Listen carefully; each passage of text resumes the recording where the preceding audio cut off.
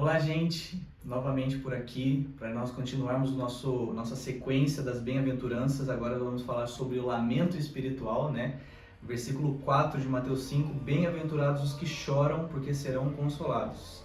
E o que é esse choro, né? Basicamente, esse choro ele diz respeito a um arrependimento nosso, né? Um arrependimento, uma tristeza segundo o coração de Deus, um arrependimento do nosso íntimo a partir do momento que nós entendemos que nós somos pobres espiritual, né?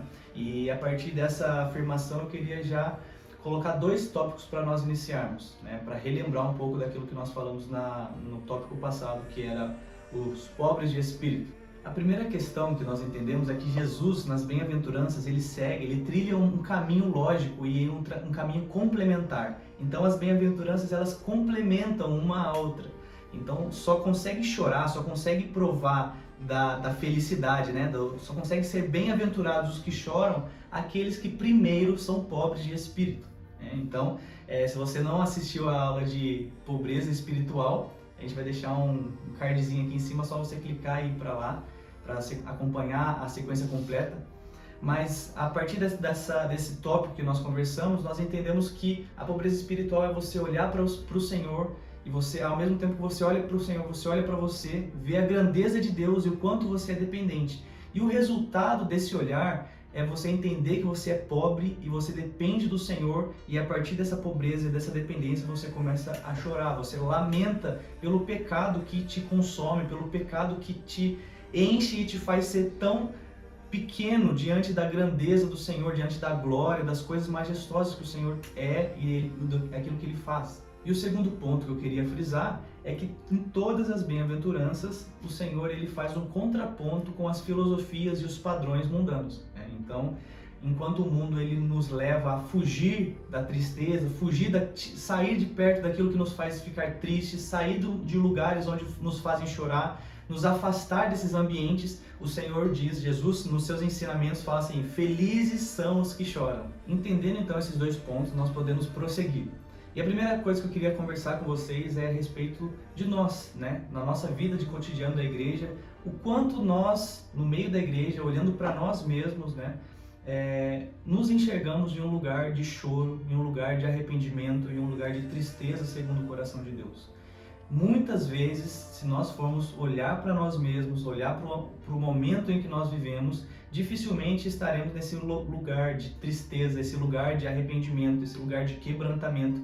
E este é um lugar que nós devemos estar. Esse é um lugar que o Senhor ele nos chama para estar. Nós precisamos sempre estar no lugar de arrependimento, né? Nós precisamos sempre estar com o coração contrito, quebrantado e triste segundo o coração de Deus. E essa falta de choro, essa falta de arrependimento, ela reflete muito na nossa vida cotidiana, por isso que muitas vezes nós não avançamos no Senhor, por isso que muitas vezes nós não saímos do lugar, nós estamos sempre parados no mesmo lugar, anos e anos, nunca evoluímos espiritualmente, é porque nós não queremos olhar para o Senhor, enxergar nossa pequenez, entender que nós somos pobres e chorar na presença do Senhor um choro de arrependimento. Então essa bem-aventurança ela nos leva a isso, ela nos leva a olhar para o Senhor e olhar o quão pequeno nós somos e chorar diante dele.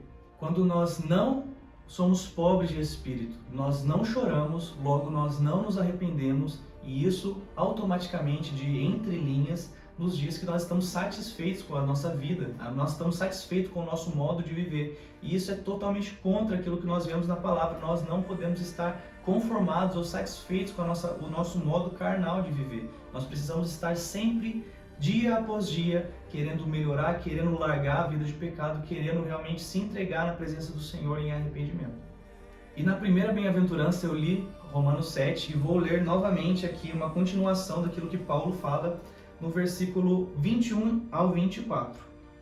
Assim descubro essa lei em minha própria carne. Quando quero fazer o bem, o mal está presente em mim, pois no íntimo da minha alma tenho prazer na lei de Deus, contudo vejo uma outra lei agindo nos membros do meu corpo, guerreando contra a lei da minha razão, tornando-me prisioneiro da lei do pecado que atua em todos os meus membros. Agora essa parte.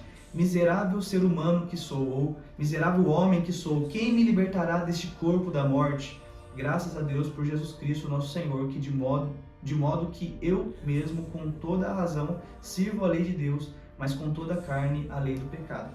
Então nós lemos esse versículo, né, um pouco antes também, no primeiro tópico que falamos aqui sobre as bem-aventuranças, né, na pobreza espiritual, e aqui nós continuamos esses versículos aqui com Paulo, ele experimentando também essa tristeza, esse arrependimento, falando que miserável homem que sou. Então você vê Paulo com um sentimento de arrependimento, um sentimento de tristeza por ele olhar para quem ele é e ver que ele não é capaz de fazer aquilo que ele precisa fazer, né? Aquilo que ele sabe que ele precisa fazer, ele não consegue. Então ele se derrama aos pés do Senhor, fala: miserável homem que sou, quem me libertará desse corpo da morte? E ele já emenda com: graças a Deus por Jesus Cristo nosso Senhor, de modo que eu mesmo com razão sirvo a lei de Deus, mas com a carne a lei do pecado. Então nós entendemos que verdadeiramente só vive isso aquele que enxergou a sua pobreza espiritual. Enxergando a sua pobreza espiritual, se derramou em arrependimento ao Senhor. Mas para pensar, bem-aventurados os que choram. Bem-aventurados é felizes, e felizes são os que choram. Entendendo que esse choro que nós estamos falando aqui não é um choro de alegria, nem de felicidade, nem de conquista, mas é um choro de arrependimento, de tristeza verdadeiramente, de tristeza segundo o coração de Deus, né? Então, como essa palavra ela pode fazer sentido? Bem-aventurados, né? Felizes são os que choram. Felizes são aqueles que estão chorando de tristeza. E basicamente a resposta ela está um pouco no entendimento desse choro, né? A partir do momento que nós entendemos que esse choro que o cristão chora é um choro de arrependimento, nós entendemos que ele está num processo de cura e de libertação, um processo de arrependimento onde ele vai se livrar do pecado. Logo, ele é feliz. Ele é feliz porque ele vai se livrar do pecado. Esse choro está conduzindo ele para uma libertação. Aqueles que vivem essa condição de chorar pelo pecado estão em processo de arrependimento. Logo, eles estão sendo curados e a própria palavra em Mateus 5 fala que eles serão consolados. Para finalizar, vamos falar sobre o consolo. Bem-aventurados os que choram porque serão consolados. O que é esse consolo? Vamos falar um pouquinho a respeito disso. Eu separei em basicamente duas partes, né? Eu acredito que esse consolo ele se separa em duas partes. Uma parte um pouco mais momentânea e uma parte eterna, né? Então, a partir dessas duas frases, eu acho que vocês já conseguem entender mais ou menos o que eu quero falar.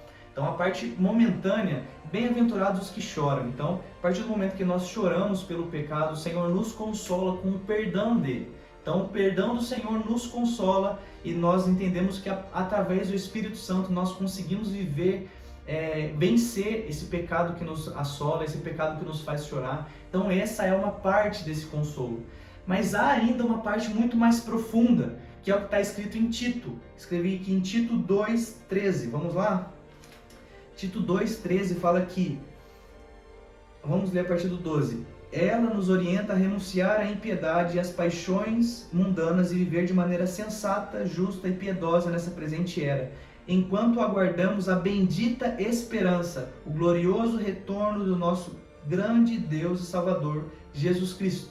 A nossa bendita esperança, esse é o nosso maior consolo, esse é o consolo geral de todos os choros, né? Nós choramos pelos pecados, a bendita esperança nos diz, né? O retorno de Cristo nos diz que toda lágrima será enxugada porque todo pecado será extinto, né? A própria palavra fala que quando aquele que é perfeito vir, tudo que é imperfeito desaparecerá. Então, a partir do momento que o Senhor voltar e reinar sobre essa terra, todo o pecado será aniquilado, nós viveremos uma vida de glória, um corpo glorioso, sem pecados, puros. Então tudo aquilo que nós choramos, todo motivo de choro que nós precisamos nos arrepender, nos derramar diante do Senhor em arrependimento, em tristeza, tudo isso se extinguirá por causa da volta do Senhor e do reino do Senhor perfeito aqui na terra. E essa é a nossa grande esperança, essa é a nossa grande consolação de todo o nosso choro. Dito isso, nós entendemos que há uma glória vindoura, né? Então, nós temos o nosso consolo temporário, que é o perdão do Senhor, enquanto nós vivemos uma vida lutando contra o pecado nesta era, mas o maior consolo que nós podemos ter é de que há uma glória vindoura, né? Aleluia, glória a Deus, né? Nós venceremos o pecado será extinto e não mais sofreremos. E, gente, basicamente esse é o entendimento do lamento espiritual, né? Do choro, bem-aventurados os que choram, porque serão consolados. Espero que vocês tenham entendido tudo que eu quis falar aqui. Se vocês tiveram alguma dúvida, se tiver algum comentário a mais, se tiver algum comentário a respeito de outra coisa que lembrou quando nós estávamos falando a respeito disso, coloque nos comentários também, dê o seu like também, se inscreva no canal e aos poucos nós vamos evoluindo também na maneira de fazer os vídeos. Mas eu espero que esteja sendo claro, espero que esteja sendo edificante para vocês também, da mesma maneira que é para mim. Deus abençoe vocês, meus amigos.